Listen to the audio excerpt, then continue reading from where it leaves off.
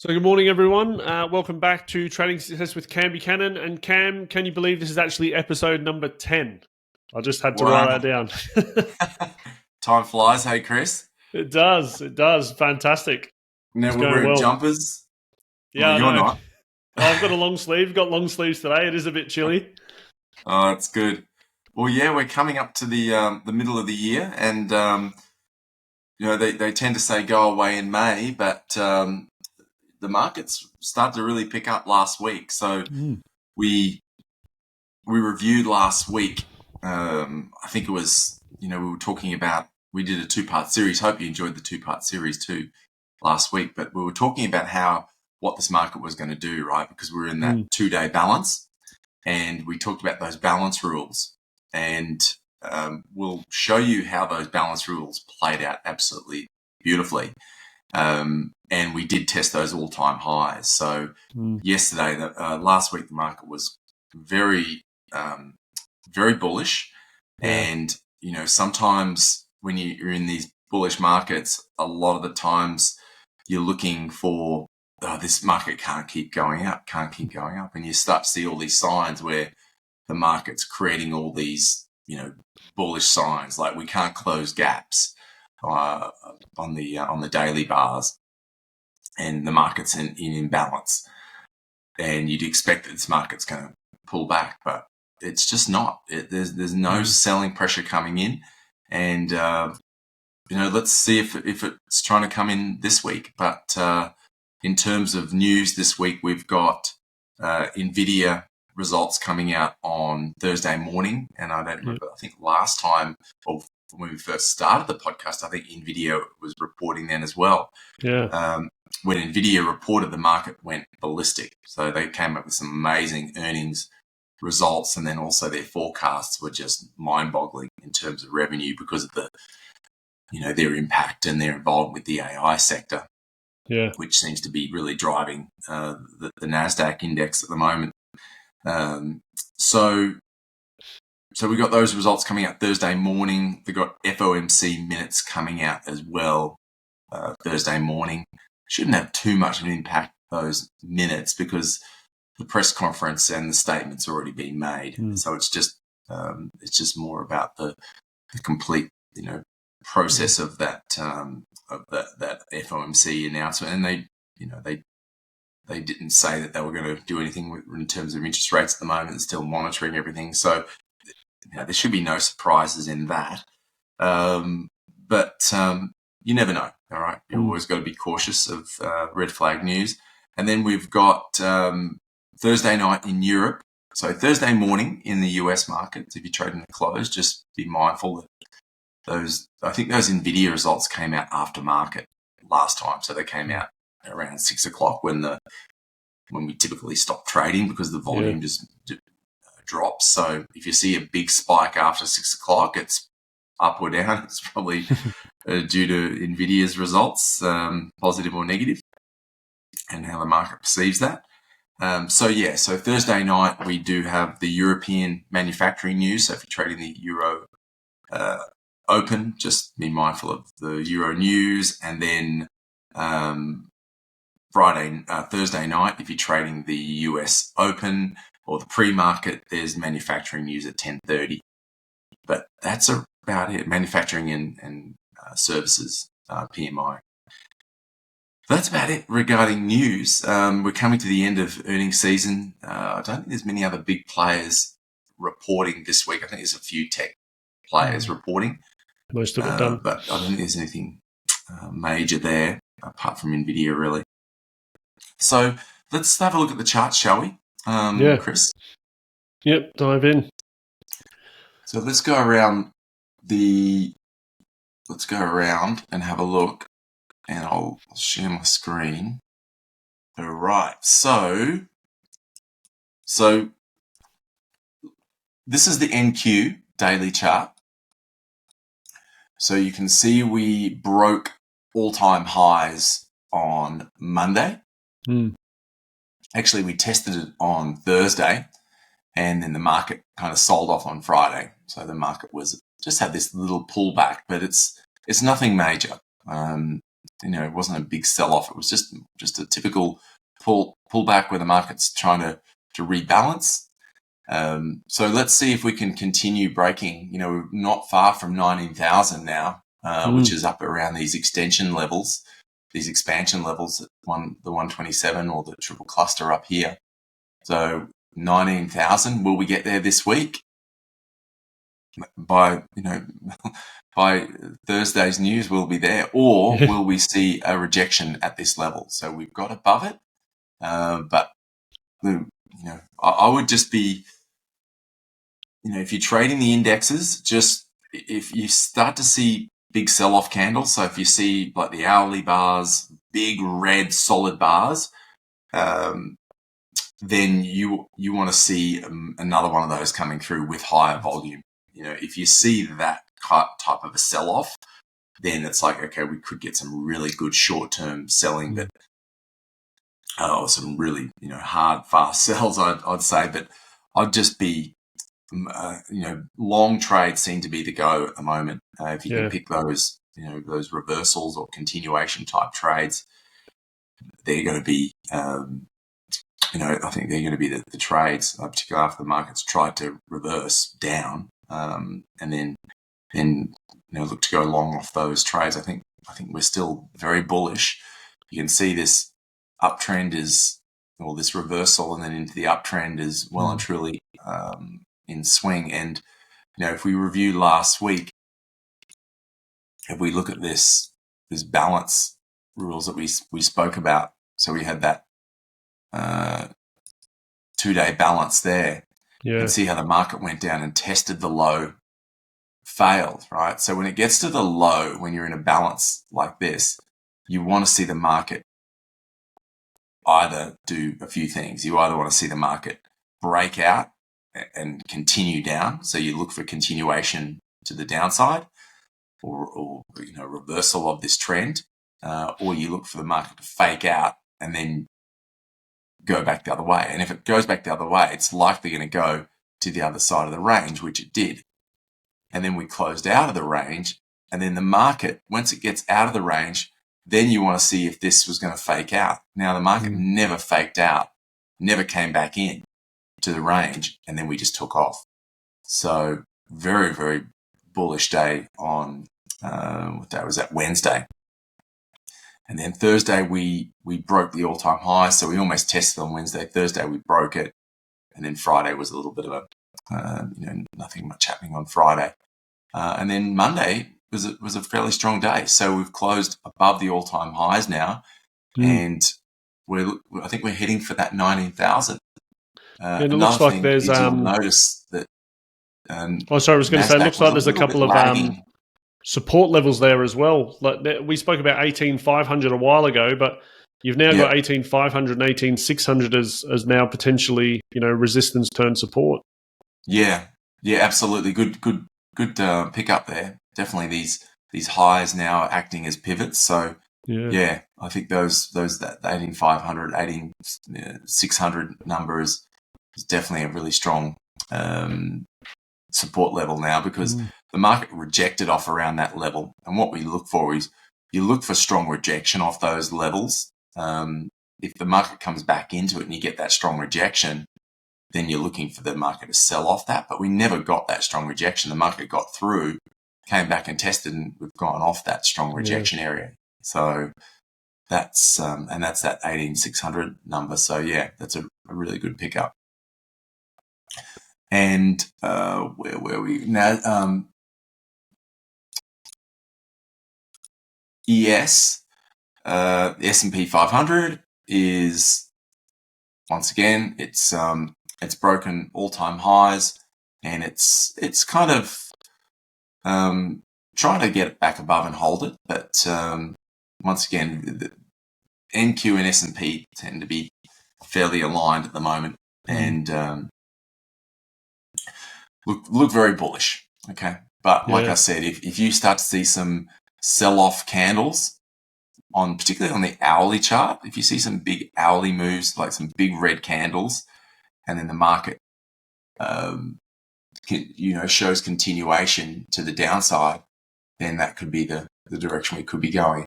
So, like we saw, say, for instance, on the NASDAQ last night, I'll show the NASDAQ hourly chart. So this was on, obviously that was Friday morning, so we had a little bit of a sell-off on Friday morning. But if you look at what happened coming into the pre-market last night, we had an hourly bar kind of sell-off. So you had a pretty strong, selling candle, and then you got no continuation to the downside or no follow-through. So what we want to see is, if we're going to really back the sellers, we want to see a big red candle like this, or a big selling climactic candle. And then maybe another selling climactic candle with a lot of volume, right? So, two climactics in a row, that could mean this market's, very, could be, a strong sell-off. We want to take advantage of that. But, like this morning, we saw the market try to go down, all right, but it just closed so weak. So there were some really good reversal opportunities on the 5-minute chart this morning. When the market came down here, but it didn't close very strong. All right. So it's very bullish Monday.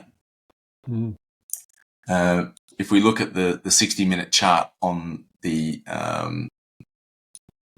S&P, it wasn't as, you had that selling candle there, then you had another strong selling candle, but, it didn't close very strong. It didn't have very big volume, but, that's what you want to see. This market's going to sell off. You want to see a big red candle and then another big red candle, but with increasing volume. But we didn't really get that either. And we're back into the all-time highs here. Let's have a look at Bitcoin's just it's going crazy, isn't it? Massive. And, we were looking at it last week. This is the 4-hour chart. So you can see on the 4-hour chart, the market is moving up nicely. You can see we failed down at this trend channel down here, and we had contract rollover too on the futures last week as well. So that might have changed the numbers a little bit, but you can see here the market's faked out here under that trend line, and you can see that level there around 61 has been a very strong support level. So we failed there 3 times on the 4-hour chart. And then look where we're at. We're up today. We're back up to this point of control up here, up around 69,000, and then we're trading above it now. So this market's gone crazy this morning. If we look on the smaller time frames, you can see how bullish this market is at the moment. So we've hit 72,000. So are we going to see a continuation? And is this the start of the big move up to 80,000? There's going to be some strong resistance at these levels here. So we want to see the market a little bit like the S&P 500. You want to see it hold above, push back, and then move above that level. So we'll just have to watch the volumes. We've seen the volumes definitely start to pick up in the cryptocurrency markets. It's a big move. Bitcoin's the big daddy, and that drives everything. So that's that. Now we've got gold. There's a little bit of tension apparently come back into the Middle East. So you can see that last week I think we were just above this trend channel at the start of the week, but this has just been trending higher, one time framing, making all-time highs again on Monday. Was that Monday? Yeah, it would have been yesterday. Yeah, making all-time highs. So the gold market's very bullish. Silver, I think I saw silver get up to $32 as well. Yeah, that's gone crazy. Oil is also, how we were talking about the balance rules last week, Chris? Yeah. And oil was in this balance. Oil actually had contract rollover as well. So you can see the market has been holding at that 50% retracement level, which is really important. But you can see how we're in this balance zone here that we marked up. Yep. So the market has broken out of balance now. So for longs, I'm expecting a nice long trade on oil this week. And I'd be liking to see the market hold above that around that 79.50 mark If we can hold above 80, that'll be just really tasty. But I think we've got a really nice a long trade setting up.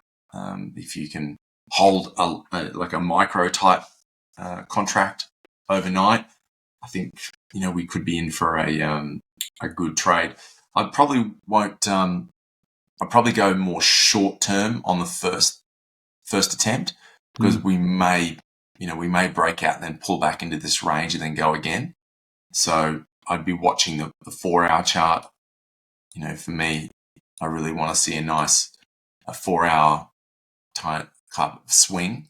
And this is what I'm liking. I'm liking the fact that we've had, 2 or 3 bars down, swinging down, and, holding. If we can hold above that, like I said, 79.50 level, I think oil is setting up a really nice long trade. Yeah, potentially back up to 83, 84, potentially. What was that? Sorry? Back up to potentially 83, 84 there, those sort of last highs. Yeah. Those up around those 84 numbers. Yeah, those probably just need to just make quick adjustments on this, because it's... Yeah, there we go. Yeah, you can see up there that those liquidity zones up around 83, 84, like you said, will be the targets for sure. Yeah. But yeah, it's just, I think the toughest thing with trading is timing your entries. So I think, if you're trading a micro contract, depends on your account size, of course, how much risk you can hold. But you want to try, and you can see here we've got these lows here around 78.60. That would be an area where, if the market comes down, and potentially there's a fair few stop losses sitting under here, there's some liquidity under here. So if it comes back down to this buy zone here, and you might get tapped out. So if we see the market come back down here, then it'd be really nice buying around this buy zone down here on the smaller time frames, back around about that 78.50 mark. But if we break out and we hold above 80, and you don't get filled on those lower entries, then you may need to get in on the momentum above 80. But this is always the tough thing about paying for confirmation. When do you get in? Do you front run the market? Those sorts of things. So you can't expect to get it right or your entry the first time. But if you've got a really nice setup structurally, and the structure on this chart is looking really good for the long side, and it's just being able to handle the schizophrenia of the market sometimes. If the market might pull back and then chop around here, but we're definitely setting up longs. So if you want to just pay for confirmation, maybe just wait for the market to get above 80 and hold. But if you try to get in early, but I think around the 78.50 mark is kind of like a good level to be in as well. So I think that's the trade of the week, guys. Oil, and watch for any of those moves, either the continuation momentum type trades long. I think are my favorite trades on the indexes. But if we do get a sell off, and if you get those 2 consecutive 60-minute candles with strong volume, then that could be the sign that we could be in for a short-term sell off. But wait and see how this Nvidia results come out, see how that pushes the market around. But I think I'm very bullish on this market right now. I think we've still got a lot of upside, and we're seeing Bitcoin having a big rally as well. So Bitcoin tends to follow the indexes, and if they're telling us that traders are getting in early on, or finally getting in on Bitcoin after that little bearish correction we've had, there could be some correlation between those markets, and everything's in a bullish state. So that's about it, Chris. Not much else to report there, but if you guys want any other content, if there's anything else you want to learn about or want me to discuss, just let me know in the comments. Also, we do have a bootcamp coming up very, very soon for our members. So I'll update you guys in our emails when that is. It looks like we're going to be doing that on a Sunday, just because of I know a lot of traders do a lot of things on Saturday. They're having their day off. Sunday is when people sort of get back into the market. So we'll be probably doing a session on Sunday. So we'll let you know what date that is in June. But we're looking forward to delivering a one-day event with some exciting new material for our members. Fantastic. So fantastic. Thanks everyone Thank you, for Cam. joining. Thanks, Chris, for hosting. No worries at all. We'll look forward to next week and an exciting week in the markets. Yeah, let's hope it all plays off like it has been lately. We've been predicting it pretty well lately, so hopefully you're taking advantage of it, guys, and getting in tune and learning how these markets operate. Yeah, and how they move, little nuances between them all. Yeah. Fantastic. Brilliant. Thank you, Cam. Thanks, Chris. Bye, guys.